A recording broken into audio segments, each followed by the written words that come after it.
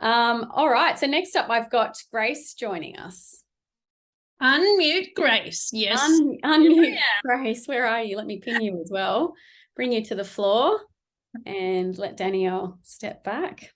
There we go. Hi, Grace. How are you? Hello. Good morning, Laurie. Nice to see you. Hello, Canberra. Hello, Canberra. Please include Canberra, the nation's capital. But You know how what? good to have I was kind of stalking everyone last night because I mean that's what I do, and I'm good at it. I will tell you that. But I didn't realize that you had a TED talk. I was wondering if you'd discover that. I did, and I sat right here watching it last night, writing my notes. But firstly, let me introduce you, Grace. So Grace was our amazing photographer that kind of pulled the three of us girls together, because obviously we come from Perth, Melbourne, and Brisbane. So we all flew into Canberra. Thankfully, we found Grace, and she put this, as well as the beautiful Tegan and Lauren, and created something a little bit nicer for on the eye for the public, so we're very truly grateful there. We had a ball with you, an amazing photographer, and you've been in the photography industry for over 20 years. You said a couple of decades, and I thought, what makes her sound younger? Do I say decades or do I say 20 years? And I'm like, I'm not sure. I don't mind sounding old. It's fine. We're not old. We are experienced and quite a lovely vintage, I will say. So anyway, you've got gracecostaphotographer.com is your website. You've been in the industry for 20 years, and you started off, I think, doing babies and children first, then moved into the Department of Defence, looking after some of their major projects and showcasing some of those.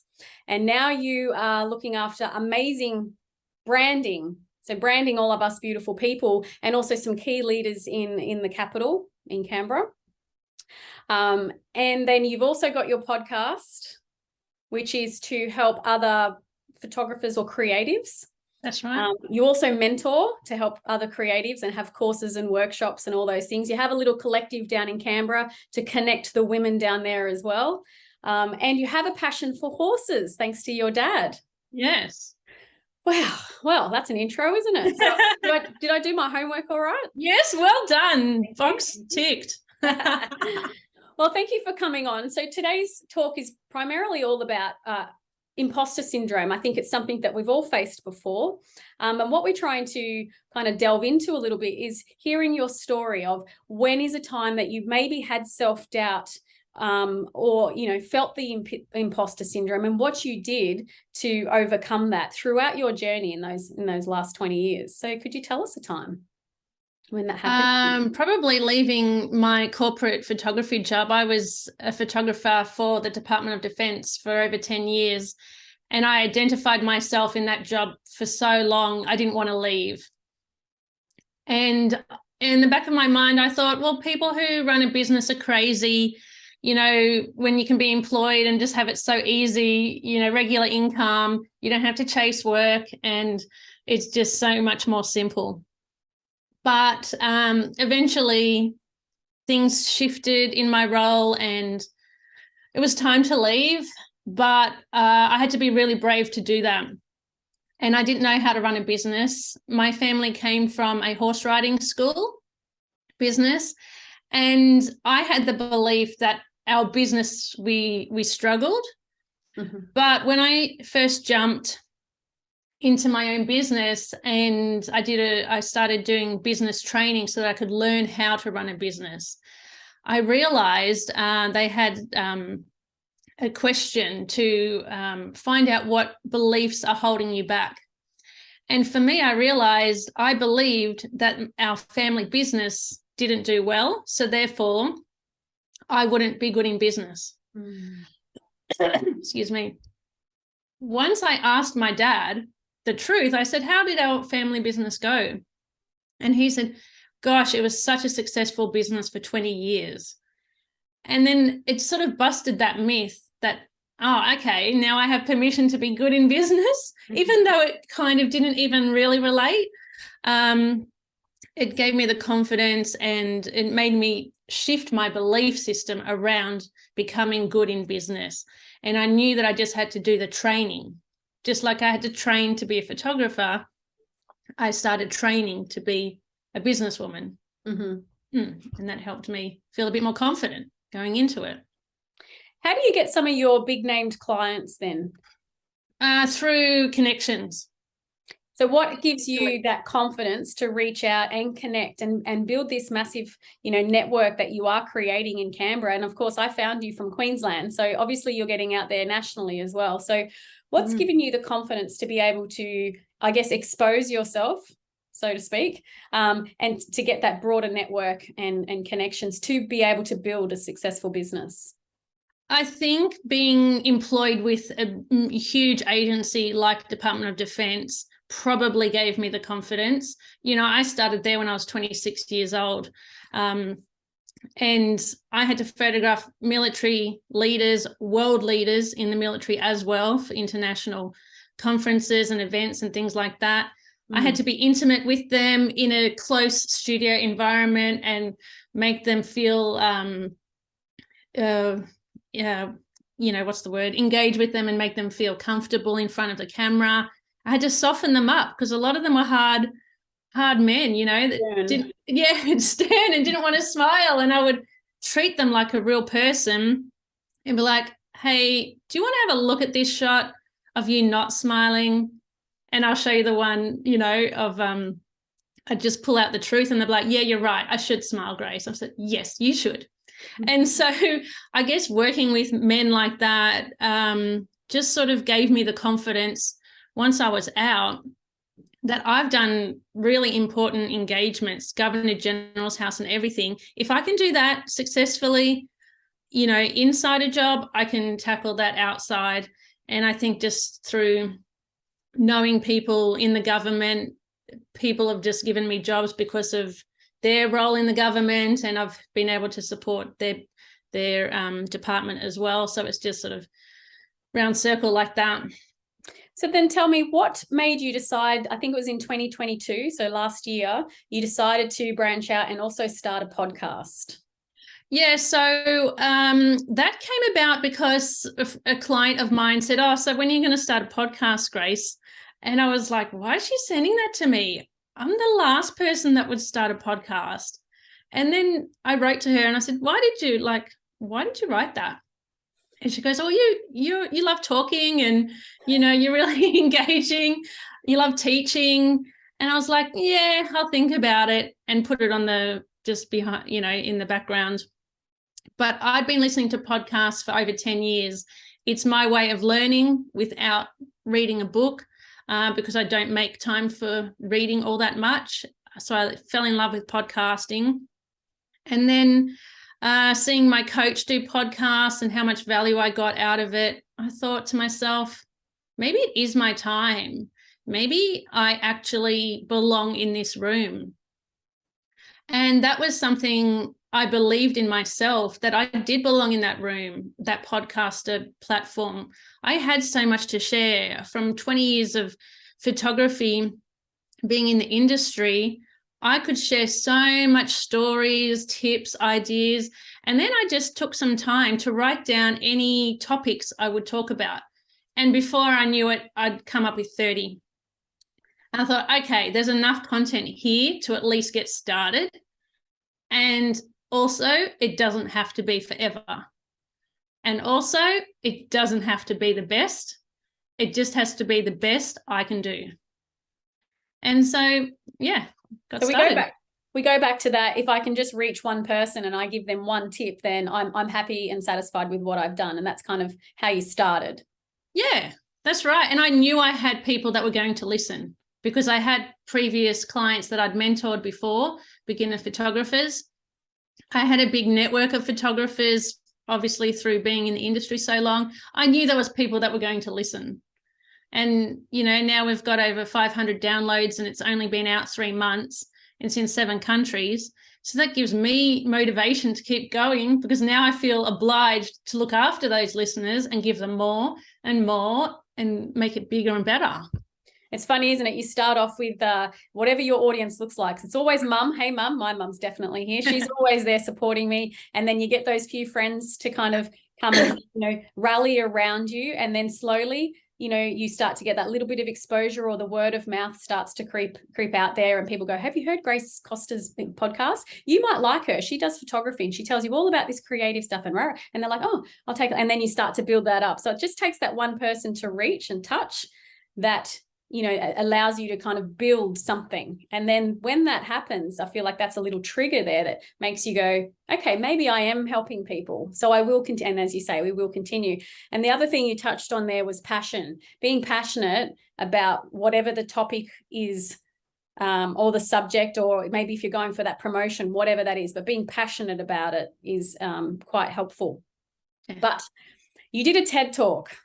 Now, having spoken on stages before and been on podcasts and things like that, I definitely get the fear when I'm going up live. And it takes me, even when I first start talking with the microphone, and I'm pretty steady on the old hand holding a microphone these days, but you don't need to.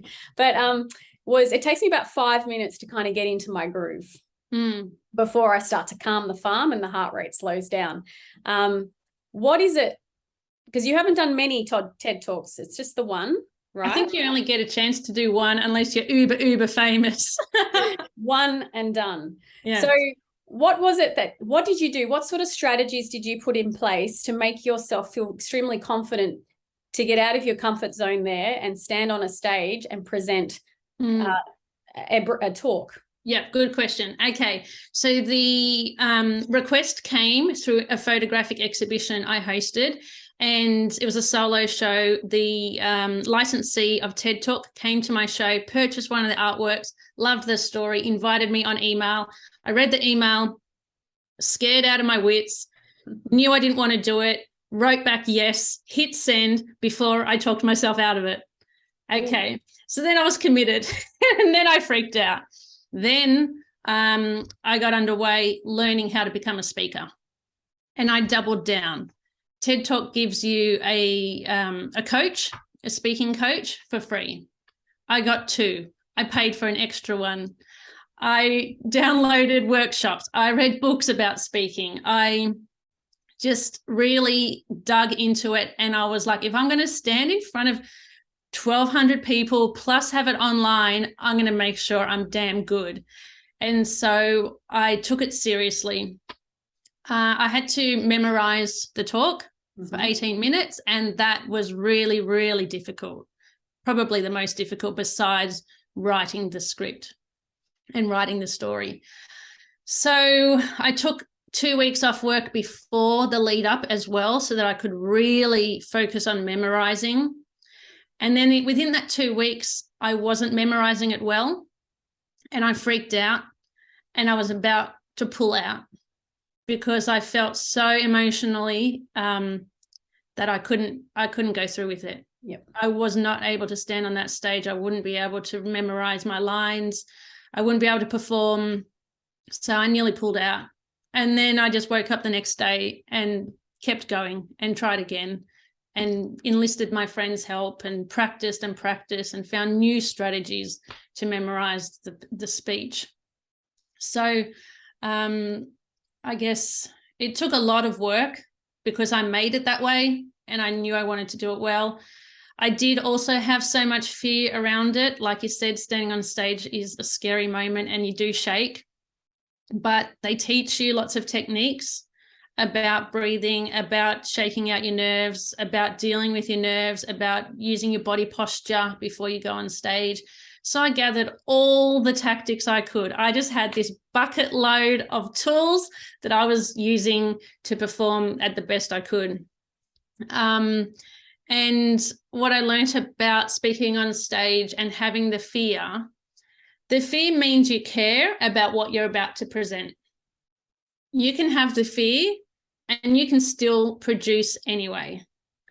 Just take the fear along with you, put it in the back seat and say, I'm going ahead, fear or no fear, here we go. And then sometimes the fear subsides. But for me, when I was on that stage, I felt like I belonged there. After about 10 minutes, I was like, damn, this feels good. And every time I've spoken since then for Nikon, for the portrait gallery, I have felt like I belong there. And I think I knew that that was coming in my 20s because I watched other people do it and secretly wished I was there. And then eventually became my path. And now that I feel those sensations of I belong in this room, I can leverage that and take it to new places. Yes, I love that. Actually, the big thing that I took away, though, was back when you said, I built up so much emotion. This is before you even decided to continue. You took 2 weeks off work. You built up all this emotion. And I know, because I've had to do a summit talk myself, which took the life out of me as well, all because of myself. Like we put this on ourselves, don't we? But you had the fear, you had built up all this emotion inside where you're this close to pulling out. You're like, absolutely not. I'm not doing this, because you are worried about what people are going to think about you as well. And it's your credibility. You've built this career for 20 years, and now suddenly you're about to jump on stage for 18 minutes of your life. And if you fail, or what you perceive to be failure, have you just damaged that entire career and that credibility of what's, your soon to be future. So what was it, though? What was it that made you go, no, I'm going to crack on and do this? I think I thought I would regret it if I pulled out. And in fact, probably more damaging. Who knows? Maybe nobody cares if I pulled out, but I owed it to myself. And one of my highest values is personal accountability. So knowing that, I knew that the truth was going to be, I would turn up. I was just having my little tanty moment. We all have those. We all have it. And I had to have it. I had to cry. I cried so much. Even creating the story of the TED Talk, my coach helped me dig deep into my past. And yeah, tears came out and so much story, just geez. And then, yeah. Do you know what, though? You did tell a very good story, because I actually felt the emotion when you were talking about Chester. Oh, yeah. Like, please don't tell me he's going to, and I won't. Anyway, please don't tell me that's about to happen. And then it happened, and I just sat there and like my little heart sank, and I'm like, well, I don't want to listen anymore, because but I did. I continued. But like, you definitely brought out that emotion. I think Dale Carnegie runs some really good stories on courses on storytelling, and how important it is to kind of resonate with your audience and to be able to connect with them. And that was something you did very well. I think thanks to my coaches. And people gave me so much feedback after that talk was released, and they did feel emotion for the horses. They felt emotion for my dad. They felt like my dad was in the room, and he was in the room in the live show. But when if they had watched it on YouTube, yeah, they felt the presence of my father. And, that talk wasn't about anything so, I don't know, deep and horrific like other TED Talks are, or anything spectacular, but it was my story, and I had to share it in my way, and whatever importance that gave to other people, that was that. I love that. So Grace, what sort of advice would you give someone that is, maybe just starting out, they're, starting a new journey, they're thinking, what's next for me? And am I good enough to start something new, by myself? Do I have the knowledge? Do I have the belonging, the following of people? What sort of advice would you give to those people that aren't sure? Firstly, ask yourself, do you believe you have potential? If you have untapped potential inside of you, truly, you have to action it. There's only so many tomorrows. You have to take action on it. Secondly, I would say, if you don't know how, educate yourself. Do a course, do a training, ask a friend, educate yourself, and take the next step. You don't have to be the best. You just have to be good enough. And then, people like yourself, Laurie, and myself have standards, so we sort of elevate anyway, but just keeping it grounded and say, look, you don't have to be the best right now. You will become the best if you keep working at it, but just get started. And that is, something that Em said, the first speaker. She said, you just have to have 10% more knowledge than somebody else. Yeah. So, and that's why I feel like I can mentor, because I think about the 20-year-old version of myself as a young photographer, and I wasn't surrounded by mentors. I didn't know that many working photographers. So I'm creating that education piece and that mentoring piece out there for those young photographers that didn't have anybody. Mm-hmm. For my younger self, to have the mentor, have the inspiration person to help them go through their photography journey. And I think that's why the podcast means so much to me, because I'm speaking to my younger self and I'm sharing all the knowledge to her and, you know, lessons learned. I love the way that you're thinking. I'm speaking to me. Hey, me, here's some advice for you. If this comes up, or if you're wanting to do this in, you know, your space, then try these methods, or this is a, you know, an incident or a circumstance that occurred. This is what I did. It didn't go down too well. So do not do that. Yeah. And it's kind of like re-diarizing. You're putting it in a diary again, you know, for your past self. But the fact that the actual interesting piece is I have now connected with my past self. She's exactly the age I was when I started in my defense role. And she's a photographer in the army as well. I wasn't uniformed, I was civilian, but she's starting her photography journey with the military background like I had. And now I'm getting to talk to her in all these little lessons. And I feel like the podcast is also talking to her because she's where I was at. That must be quite an exciting kind of space to be in, to literally have that happening for you. Yes, and she's in Canberra, so we meet up all the time, and I'm just willing to give her everything she wants to know. How amazing. Yeah. Well, is there any final advice that you would like to give anyone here that is, you know, facing, you know, this imposter syndrome? I think it's okay to have imposter syndrome. Just know that you're going to get through it, and you will find the tools to take you to the next step if you truly want to do something. If you're just sort of talking rubbish and you're pretending you want to do something, of course you're not going to go through with it, but and you're going to let that imposter syndrome beat you. But if it's true and you really want it, the imposter syndrome will find a way through, and you will find your tools. You'll find the people to help you. You will find the courage. You'll find everything you need to do it, because you're on the planet to get it done and to follow your passions. And those ideas and passions have come to you for a reason. So yeah, execute it. Yeah, action, right?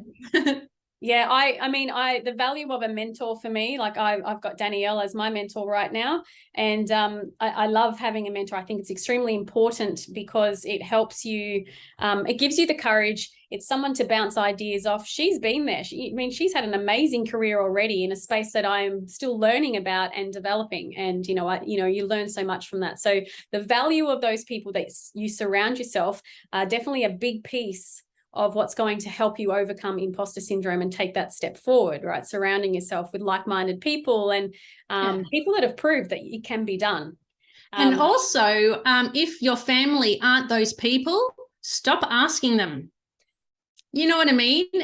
You know, if you can still love them, but don't ask them. You need to source other people that are going to help you through the journey, external people that are in the game. You know, don't listen to people who aren't in the game, like Brene Brown says. Love Brene Brown. Yeah. All right. So, well, we've had some really good, thanks, Grace, for coming on today and sharing your story. Tegan's put all your details in the chat, but we'll also send it out via email today too, so people can check out your website, your TED Talk, and maybe even use you for some branding photography, which would be amazing as well. I certainly was sorted this out, so thank you. You were easy. So the whole point of today was just to get a couple of really successful women on and highlight that, you know, we've all faced imposter syndrome before, and you're most likely going to face it again. But there's a few things that you can do to move forward and get past that. And that is things like surrounding yourself with people that have either been there before, want you to succeed, or in a similar space. Having passion about what you're doing and just knowing that it's okay to fail. And I think more importantly is if you have a purpose and a message, if you don't share it, it's the what if. that is what would probably give me more fear. Like, you should share what you know so that you can help somebody else. You need to be disciplined and you need to take action. And finally, you need to be authentic. Not everyone will resonate with you, but some people will, and they're the people that you need to focus on. So we appreciate everybody coming today. And for those that couldn't make it, you're going to get these sent to you. I'm looking forward to what we're sharing with you for the next, I think, 6 weeks. We've got some really cool stuff coming out. You'll find out in a couple of days. But thank you very much for coming, and we will see you soon. Thanks, guys.